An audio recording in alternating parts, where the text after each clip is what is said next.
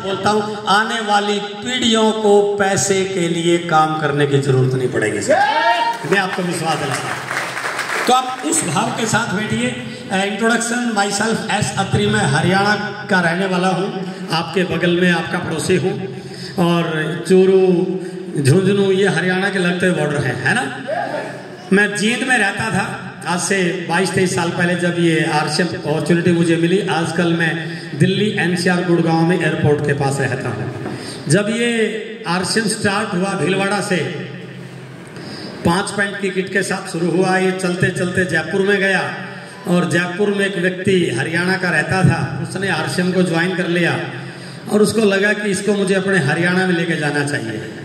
वो जयपुर से आरसीएम को लेके हरियाणा में चला गया, हरियाणा में रोहतक में गया, और रोहतक में जिस व्यक्ति ने ज्वाइन किया उसने कहा कि मेरा एक दोस्त है, मैं जींद से बिलोंग करता हूँ, उन्होंने कहा कि मेरा एक दोस्त जींद में रहता है, चलो उसके पास चलते हैं, मिलते मिलते। देखिए कहाँ से कहाँ बिजनेस जाता है, भीलवाड़ा से जयपुर, जयपुर से रोहतक, रोहतक से जींद। और जींद में जिस व्यक्ति के पास वो गए, उनका एक बहुत क्लोज फ्रेंड मेरे घर के पड़ोस वाले घर में रहता था। मेरा हाउस नंबर 2700 और उस व्यक्ति का हाउस नंबर 2701। तो मेरे बगल वाले घर में आरसीएम चला गया है। और आरसीएम की ये नेचर है सर कि यदि बगल वाले घर वाला आरसीएम करता हो तो वो पड़ोसी को चैन से बैठने नहीं देता है ना, पड़ोसी को बार बार टोकता रहता है। तो उसने 2701 वाले व्यक्ति ने आरसीएम को ज्वाइन कर लिया, और ज्वाइन करने के बाद उनके अपलाइन ने उनको बोला कि इस बिजनेस को आगे बढ़ाने का एक ही फार्मूला है कि आप अपने जानकार लोगों की लिस्ट बनाइए। और जब वो जानकार लोगों की लिस्ट बनाने लगे, आई एम सो लकी, मैं भगवान का बहुत बहुत शुक्रिया करता हूं कि उस लिस्ट में उन्होंने मेरा नाम लिख लिया, मेरा नाम लिख लिया। यदि वो उस लिस्ट में मेरा नाम ना लिखते तो शायद आज मैं आरसीएम में, तो वो मेरा नाम लिखने से पहले 4 बार सोच सकते थे, जैसा कि हम सोचते हैं कि इसका नाम लिखें नहीं लिखें, ये तो करेगा नहीं करेगा, इसको जरूरत है नहीं है। उस समय मैं हरियाणा एजुकेशन डिपार्टमेंट में मैथ लेक्चरर की पोस्ट पे काम कर रहा था। That was class 2 and gazetted post in Haryana government. और उसके साथ साथ मैं मेरे शहर का मैथमेटिक्स का सबसे बड़ा कोचिंग इंस्टीट्यूट चलाता था, जहां पर मैं 6 बैच कोचिंग के लेता था। बहुत अच्छे प्रोफाइल के बच्चे मेरे कोचिंग सेंटर में आते थे। इंडिया के जितने भी बड़े बड़े कॉम्पिटिटिव एग्जाम हैं, मेरे कोचिंग सेंटर के बच्चे वहां कम्पीट करते थे, उनमें जाते थे।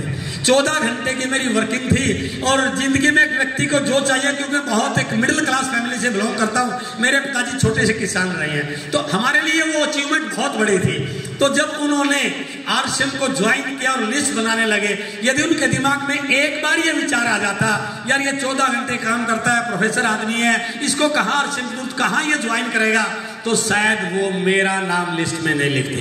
तो मेरा आपसे क्या मैसेज है, जब भी आप ज्वाइन करो, शुरू करो, तो जिनको भी आप जानते हैं वो करेगा नहीं करेगा, इसका डिसीजन आप मत कीजिए सर, इसका डिसीजन ऊपर वाले को करना है। हेलो, आपका काम है सिर्फ नाम लिखना।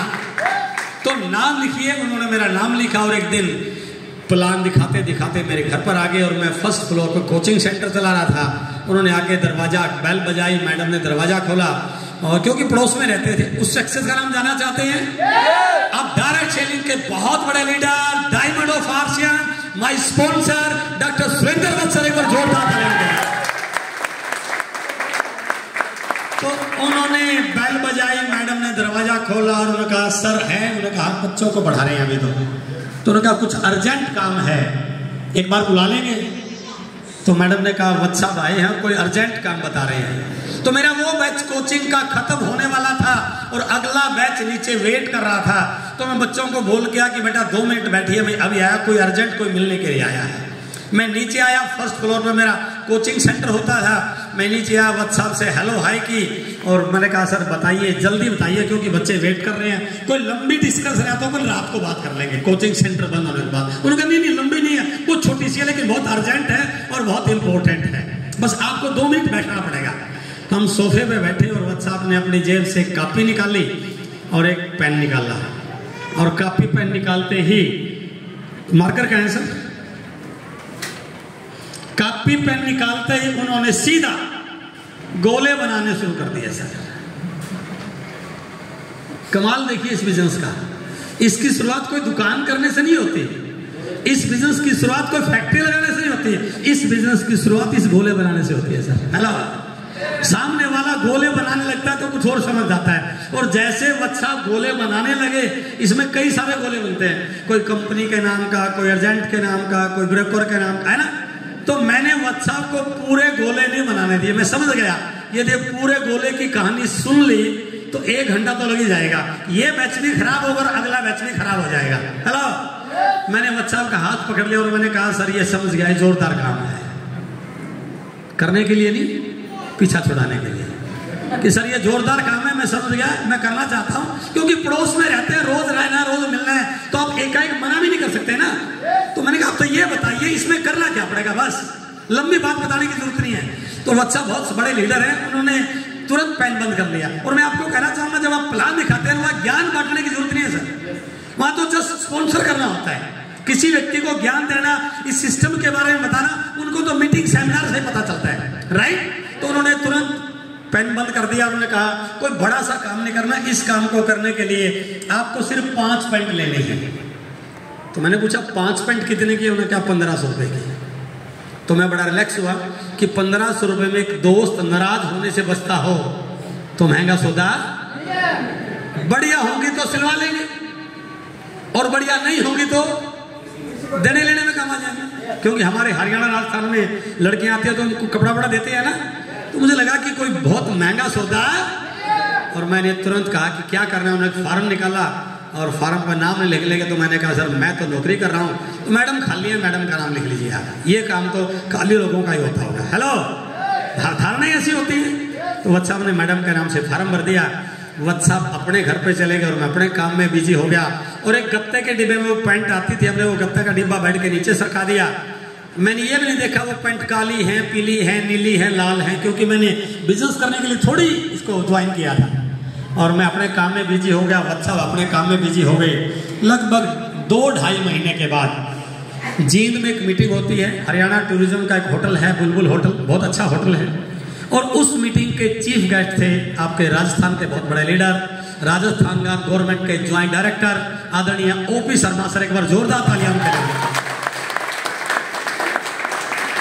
संडे का दिन था, संडे को मेरा कोचिंग सेंटर बंद रहता था और व्हाट्सएप सुबह 9:30 बजे आए और आते ही जैसे उन्होंने बेल बजाई, मैं संडे को फ्री था, मेरा कोचिंग सेंटर नहीं होता था, और मैंने दरवाजा खोला बाई चांस, और व्हाट्सएप जैसे ही अंदर आए तो उन्होंने तुरंत पहला सवाल मुझसे पूछा कि सर आज का क्या शेड्यूल है। तो मैंने कहा सर आज तो संडे, आज तो कोई शेड्यूल नहीं, आज तो फ्री है पूरा, बच्चों का होमवर्क चेक कर लेंगे, कोई फिल्म देख लेंगे, बाजार का कोई काम होगा तो वो कर लेंगे, आज तो फ्री है। उन्होंने कहा बहुत बढ़िया, बस यही मुझे जानना था। तो मैंने कहा सर मेरा शेड्यूल फ्री, आपको बढ़िया क्या लगा। मैंने कहा आज एक बिजनेस की सेमिनार है, जो बिजनेस हमने शुरू किया था उसकी आज एक सेमिनार है। तो मैंने कहा सर मैंने तो कोई बिजनेस शुरू नहीं किया, मैं तो नौकरी करने वाला व्यक्ति हूँ। उन्होंने कहा जो 5 पेंट आपको दी थी उसकी आज एक मीटिंग है। और कमाल की बात देखिए, जब भी बिजनेस की मीटिंग होती है किसी व्यक्ति को सबसे ज्यादा काम उसी दिन निकलते हैं जिस दिन सेमिनार होता है। वो पूरा महीना खाली रहेगा, लेकिन सेमिनार वाले दिन इतने काम होते हैं सर। हो सकता है प्रधानमंत्री से मुलाकात करनी हो सकता है मुख्यमंत्री से मुलाकात करनी हो सकता है किसी फैक्ट्री का विजिट करना हो। और जैसे मीटिंग की बात आई, मैंने भी कई तरह के बड़े बड़े अच्छे बहाने बना दिए इस तरह सर कि सर आज तो नहीं है, आज तो कई काम पेंडिंग है, फिर कभी देखेंगे। और लास्ट में मेरी एक ना चली और अंत में व्हाट्सएप मुझे उस मीटिंग में, हाँ जी, उठा कर ले गए। मेरी बात समझ रहे हैं आप? मेरे शब्दों पे जाना, बुलाकर नहीं ले गए वो मुझे। और मैं आपको बताना चाहता हूं, बुलाने से कोई भी नहीं आएगा। जिस व्यक्ति में लोगों को उठाकर लाने की हिम्मत है, दुनिया की कोई ताकत उसको आरएसएम का टैकल चूर बनाने से रोक। उस मीटिंग में नहीं ले जाते व्हाट्सएप, तो ये नहीं खुलता सर। ये हर व्यक्ति को कहीं ना कहीं गलतफहमी होती है, मुझे भी थी। पढ़ाई ठीक ठाक थी, डिग्री ठीक ठाक थी, काम अच्छा था। पहले तो वैसे ही नहीं लोगों को बात सुनने को मिलती है, सुनते नहीं किसी की। और थोड़ा सा प्रोफाइल ठीक ठाक हो तो आदमी का दिमाग सातवें आसमान पर होता है। मैं भी उसी में से एक था, मैं भी आपके बीच का हूं सर। तो मुझे लग रहा है यार इतनी बड़ी पोस्ट है, मुझे क्या जरूरत करने की। लेकिन उस मीटिंग में जाने के बाद जब ओपी शर्मा जी आए तो दिमाग के सारे तारे खुल गए सर, क्योंकि कुएं के मेंढक को जब कुएं में घूमता है ना, उसको ये लगता है कि इससे बड़ी दुनिया नहीं है ना। और जब उसको किसी तालाब में या नदी में ले तो पता चलता है कि दुनिया तो बहुत बड़ी है। आपके राजस्थान में तो ऊंट होता है ना, ऊंट को ये गलतफहमी होती है कि तेरे से ऊंचा कोई नहीं है। जब उसको बड़े के पहाड़ से निकाले ना तब लगता है कि यार दुनिया तो बहुत बहुत ऊंची है। तो उस मीटिंग में जाने के बाद कई तरह के ताले खुले सर, और ताले नहीं खुले बल्कि उस मीटिंग में बैठे बैठे आरसीएम करने का डिसीजन ले लिया मैंने। वो सारी बात पे नहीं जाऊंगा मैं बहुत एक्साइटेड हुआ, बहुत सारी बातें बताई, फाइनेंशियल फ्रीडम क्या होता है, पैसिव इनकम क्या होती है, पीढ़ी दर पीढ़ी की इनकम क्या होती है, आपको इस बिजनेस में क्या क्या मिल सकता है, भारत में आने वाले समय में डायरेक्ट सेलिंग क्या होने वाली है, भारत के बाजार में आपका हिस्सा हो सकता है। अभी तो पेंट टैकल को कंपनी शर्ट लेके आएगी, आपका घर के सारा सामान, किचन का सामान लेके, समझिए उम्मीद कीजिए यदि ये प्रोडक्ट अच्छे रहे और लोगों ने इसको यूज करना शुरू कर दिया तो आपके घर बैठे लाखों रुपए आने शुरू हो जाएंगे। तो बहुत सारी ऐसी बातें बताई जिससे हर व्यक्ति मीटिंग में आने के बाद प्रभावित होता है। तो उन बातों से बहुत प्रभावित हुआ। और दो प्रकार की आपकी सिचुएशन होती है सर, जब आपको कोई चीज अच्छी नहीं लगती, चाहे वो चीज काम की भी क्यों ना हो, आप उसको स्वीकार नहीं करते अंदर जाने, और जब आपको कोई चीज अच्छी लगने लग जाती है, भले वो बात बहुत बड़ी नहीं है, तब आपको उसको स्वीकार करने। और मीटिंग में मैं बैठा हुआ था, बार बार लोग तालियां बजा रहे थे, बट मैं ताली नहीं बजा रहा था क्योंकि मैं लेक्चरर प्रोफेसर बन के बैठा हुआ था। और जब ओपी शर्मा जी आए मुझे पता भी नहीं चला कि मेरी ताली कब बज गई। हेलो, जब अंदर चीजें जाना शुरू हुई और जो आंकड़े ओपी शर्मा जी ने दिखाए, जो चीजें वहां पर बताई, क्योंकि लंबा नहीं करेंगे अपन, मुझे बहुत अच्छा लगा। और उस मीटिंग खत्म होने से पहले पहले मैं डिसीजन ले चुका था कि मुझे आरसीएम करना है। हेलो, जैसे मैंने डिसीजन लिया तो मेरे सामने एक सवाल आया कि मैं 14 घंटे रोज काम कर रहा हूं और आरसीएम में लोगों के पास जाना पड़ेगा, प्लान दिखाना पड़ेगा, नेटवर्क बनाना पड़ेगा, फील्ड में जाना पड़ेगा, टाइम तो मेरे पास है नहीं, तो करूंगा कैसे? काम तो बहुत बड़ा है, बहुत बढ़िया है, बहुत अव्वल दर्जे का है, लेकिन टाइम ही नहीं है, तो करूं कैसे? तो मैंने उसी मीटिंग में पहले दिन कोई प्रोडक्ट नहीं, कोई प्लान नहीं ज्यादा था, कोई नेटवर्क नहीं था, कोई इनकम का एग्जाम्पल नहीं था, आरसीएम कंपनी को कोई नहीं जानता था, बट ओपी शर्मा जी की बातों पर विश्वास करके मैंने उसी मीटिंग में डिसीजन लिया, आज के बाद कोचिंग सेंटर बंद और नौकरी के साथ आरसीएम बिजनेस करेंगे। हेलो, डिसीजन जोरदार था, कभी लेके देखना, पता चल जाएगा घर वाले क्या हाल करेंगे आपका। मैंने डिसीजन तो ले लिया, आई एम वेरी एक्साइटेड। और जब आप एक्साइटेड होते हैं तो आप अपनी बात की चर्चा करते हैं। तो मैं एक्साइटमेंट के साथ घर पे गया और मैडम ने दरवाजा खोला, और जैसे ही मैडम ने दरवाजा खोला मेरी कहानी सुनी, कमाल हो गया। आप भी ऐसा करने वाले हैं, मेरी अकेले की बात नहीं है। तो कमाल हो गया, वत्सा जिस मीटिंग में लेके गए थे वो मीटिंग नहीं है, ये 5 पेंट नहीं है तो सोने की खान है। मैं बड़ा जोर जोर से बोल रहा और मैडम मेरी तरफ ऐसे तिरछा तिरछा देख रही कि यार ये बंदा 2 घंटे पहले तो ठीक ठाक आया था। उन्होंने कहा आप क्या बात कर रहे हो, ये मेरी समझ में नहीं आ रहा। मैंने कहा बात तो बहुत आगे की है कि मैंने आज के बाद डिसीजन ले लिया, अब मैं कोचिंग सेंटर नहीं चलाऊंगा, अब मैं आरसीएम बिजनेस करूंगा। और जैसे मैंने ये बात कही, मैडम ने, बच्चे उस समय छोटे थे, बच्चों को बुलाया, खाना भाग के, तुम्हारे पापा क्या बैकी बातें कर रहे कि मैं कोचिंग सेंटर नहीं करूंगा, अब मैं तो ये कपड़े बेचने का काम शुरू करूंगा। बात घर से बाहर गई, घर वालों के पास गई, रिश्तेदारों के पास, मेरे कुलीस के जो मेरे साथी थे, प्रोफेसर साथी, उनको पता चला। और जब आपके जो बहुत शुभ चिंतक होते हैं उनको आपकी बहुत चिंता होती है, वो आपकी बड़ी चिंता करते हैं, वो अपनी चिंता करें ना करें आपकी चिंता बहुत करते हैं। तो उनको पता चला कि यार इन्होंने कोचिंग सेंटर बंद करने का फैसला कर लिया और कोई कपड़ा बेचने का काम शुरू लिया, कोई कंपनी का मेंबर बन रहा, लोगों को मेंबर बनाएगा, आगे जोड़ेगा। तो उन्होंने मुझे आके समझाया कि भैया ये क्या सुना है आपने, कोचिंग सेंटर बंद किया? मैंने कहा, तो उन्होंने मुझे एक लाइन बताई, मैं अक्सर अपनी हर मीटिंग में उस लाइन को कोट करता हूँ और शायद आपको अच्छी लगेगी। उन्होंने मुझे एक बात बताई कि यार ऐसे डिसीजन, इतनी जल्दबाजी में डिसीजन ले जाते हैं, हमेशा समझदार व्यक्ति बड़ा सोच समझ कर डिसीजन लेता है। हेलो, उन्होंने मुझे एक लाइन बोली कि समझदार व्यक्ति बड़ा सोच समझ कर डिसीजन लेते हैं। मैंने कहा आई एग्री, मैं बिल्कुल सहमत हूं कि समझदार व्यक्ति सोच समझ कर डिसीजन लेते हैं, बट कामयाबी की दुनिया में, हेलो, कामयाबी की दुनिया में कामयाब इंसान उनको कहा जाता है जो अपने ले गए डिसीजन को सही साबित करने की हिम्मत रखते हैं, वो सफल लोग कहलाते हैं। तो मेरे सामने 2 ऑप्शन थे सर, या तो मैं अपने साथियों की, अपनी घरवाली की, अपने घर वालों की बात मान लूं, और अपने इस डिसीजन को बंद करके वो दोबारा कोचिंग सेंटर खोल लूं, या एक डिसीजन ये था कि जिस व्यक्ति की मैं बात सुन के आया था उसकी बात पे गौर करके इस काम को शुरू कर लूं। तो मैंने फैसला किया मैं इस काम को जिंदगी में करता रहूंगा। जिस दिन मैं छोड़ दूंगा जीरो, हेलो, जिस दिन मैं इस काम को छोड़ दूंगा जीरो।